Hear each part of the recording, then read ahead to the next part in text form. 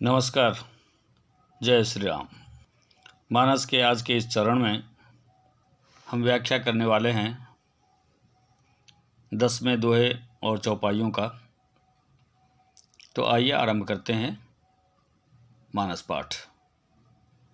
एहि मह रघुपति नाम उदारा, अति पावन पुराण श्रुति सारा। मंगल भवन अमंगल हारी, उमा सहित जहि जपत पुरारी। पिछले दोहे में आपने देखा होगा, सुना है, जिसकी व्याख्या हमने करी पिछले वीडियो में। भनिति मोरि सब गुण रहिता, विश्व विदित गुण एक। सो विचार सुनि हैं सुमति, जिनके विमल विवेक। अर्थात इस रचना में, मानस की जो ये रचना है, इसमें कुछ खास नहीं है, कोई विशेष चीज़ नहीं है। एक ही विशेषता है कि इसमें श्री रघुनाथ जी का नाम है।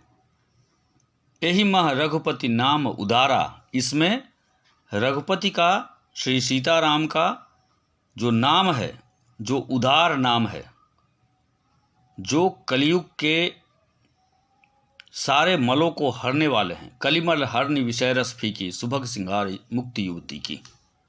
दलन दोष भव दुख रजनी की।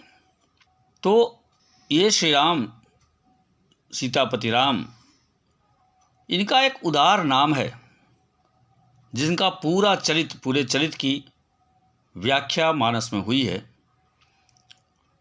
यह कैसा है? अति पावन पुराण श्रुति सारा, जो वेदों पुराणों का एक तरह से सार है। अति पावन है, पवित्र है, कल्याण करने वाला है।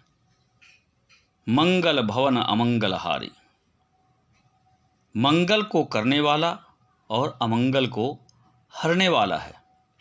ऐसे इस पवित्र नाम को जो देवाधिदेव पुरारी महादेव हैं, वह भी शिवजी उमा सहित जहि जपत पुरारी। उमा है, किसको कहते हैं? महादेवी को, माँ पार्वती को। तो ये उमापति भी उमा सहित जहि जपत मुरारी, उमा सहित जय जपत पुरारी। मुरारी श्री राम है और पुरारी महादेव हैं। उमा के साथ ही, महादेवी के साथ ही जिस नाम को महादेव भी जपते रहते हैं, ऐसे श्री राम का पवित्र नाम, जिसकी चर्चा इस मानस में हुई है। भनिति विचित्र सुख विकृत, जो राम नाम बिनु सोह न सोऊ। विधु बदनी सब भांति संवारी, सोह न बसन बिना बर नारी।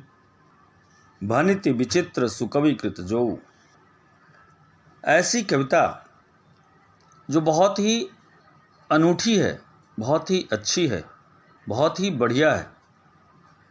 उसकी रचना भी बहुत अच्छे तरीके से की गई है और कवि भी बहुत बड़े हैं। लेकिन अगर उस कविता में, उस काव्य में राम का नाम नहीं है, राम नाम बिनु सोह न सोऊ,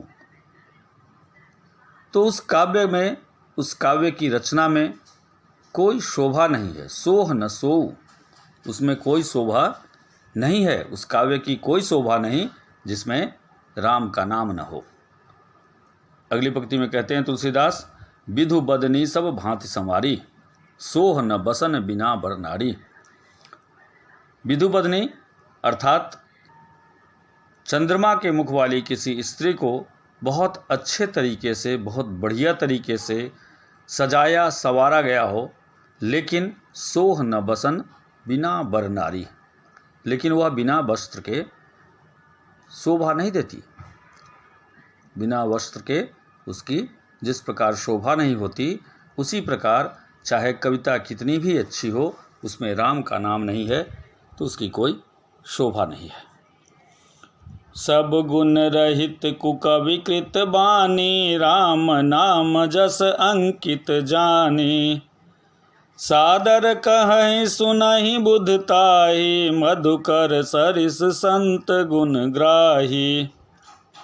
सब गुण रहित कुकवि कृतवाणी, अर्थात पिछले चौपाई में जो हमने कहा कि अच्छे कवि के द्वारा रची गई अनूठी कविता, सुंदर कविता, उसके ठीक विपरीत सब गुण रहित कुकवि कृतवाणी, इन सब तरह के इस प्रकार के कोई गुण न हो, इस प्रकार के किसी कविता में इस प्रकार के कोई भी गुण न हो, सुंदर न हो, अच्छी रचना न हो, छंद अलंकार का अच्छी तरह प्रयोग न किया गया हो, और कवि भी कुकवि हो, अच्छा कवि भी न हो।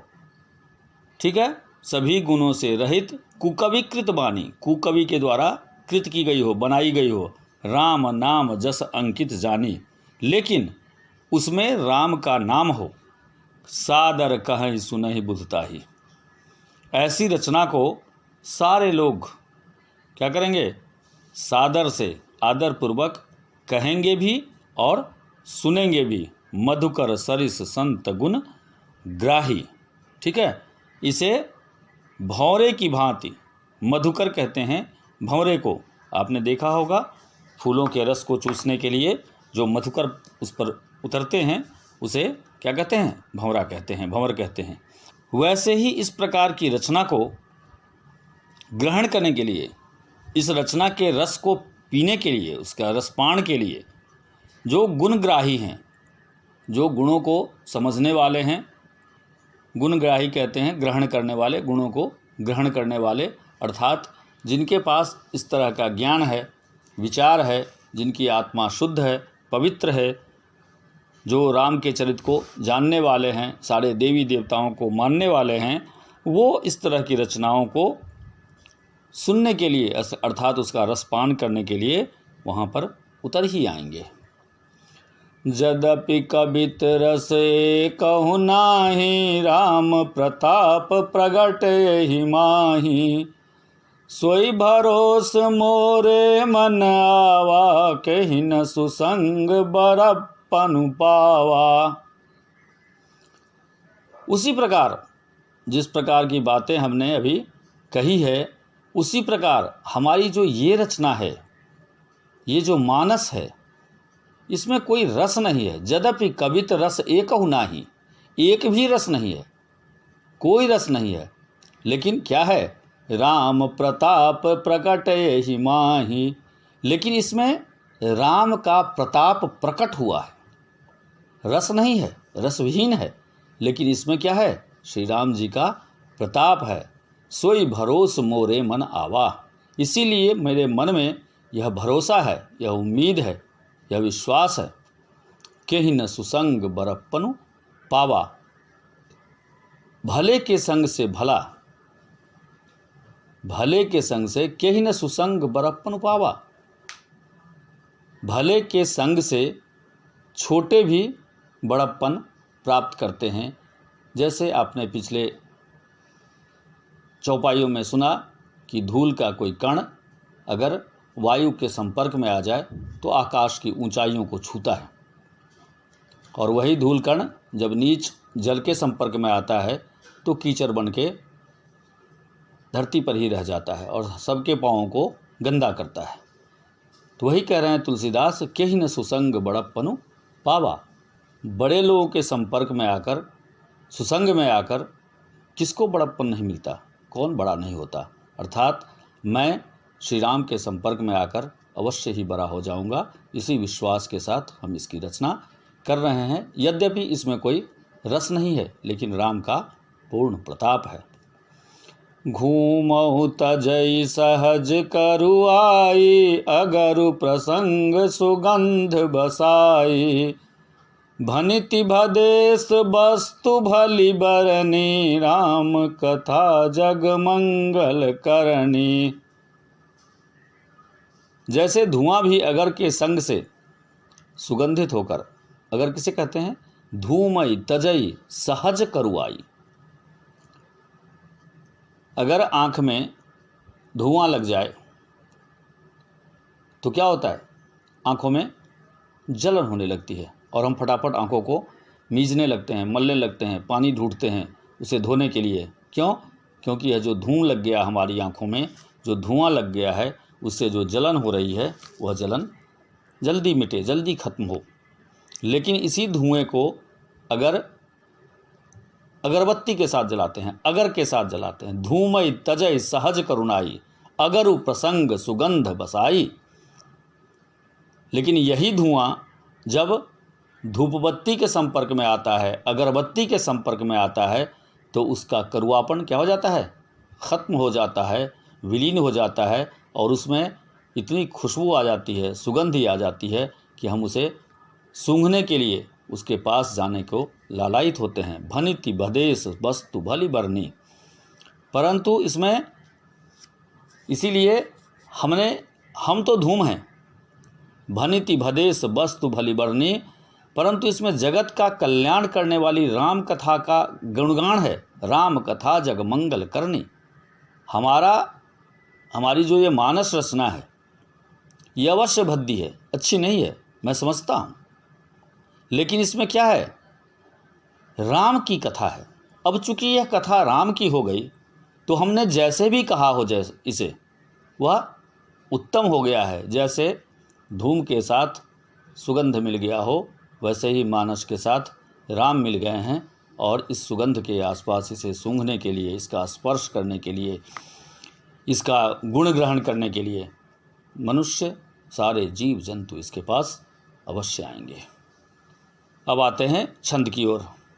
मंगल करनी कलिमल हरनी, तुलसी कथा रघुनाथ की, गतिकूर कविता सरित की, ज्यों सरित पावन पाथ की। प्रभु सुजस संगति भनिति भली होई, सुजन मन भावनी। भव अंग भूति मसान की, सुमिरत सुहावनी पावनी। तुलसीदास जी कहते हैं कि कलिमल हरनी, मंगल करनी कलिमल हरनी, यह जो कथा है तुलसी कथा रघुनाथ की, तुलसीदास जी कहते हैं कि रघुनाथ की यह जो कथा है, यह क्या है, मंगल करनी है, मंगल करने वाली है, और कलिमल हरनी, कलयुग के जो मल हैं, अर्थात कलयुग के जो दोष हैं, जो ईर्ष्या है, जो समस्याएं हैं, जो परेशानियां हैं, जो दुख हैं, जो क्लेश हैं, इन सारे चीज़ों को हरने वाली जो कथा है, वह गतिकूर कविता सरित की, ज्यों सरित पावन पाथ की।